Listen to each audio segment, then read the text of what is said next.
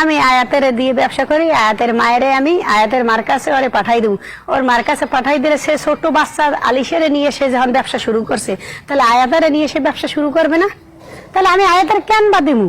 8 বছর বয়স হয়ে গেছে, সেখানে যেখানে সে বুঝ ধরে সেখানে তো ছেলে আপনি চলে যাইবে ওর মার কাছে, ও তো আর আমাদের কাছে থাকবে না। আমি তো কই না যে ও থাকুক, কিন্তু ঠিক আছে আমরা কেউ নাম নিয়ে বাইরে লই না হয়, আমরা নাম আব্দুল্লাহ আম্মুর নাম নিয়ে আমরা বাইরে লইছি, আলহামদুলিল্লাহ ভালো হয়েছে। আব্দুল্লাহ আম্মুর জন্য যদি আমাকে রিজিক খুললে যায় ভালো, এটাও তো খুঁজি। খাইলে যদি আমরা স্যালারি টাকা পাই, সেটা খাইলে ওই তিসার ছেলে খাইবে, আমরা খাই, আমাকে ফ্যামিলিটা ভালো থাকবে।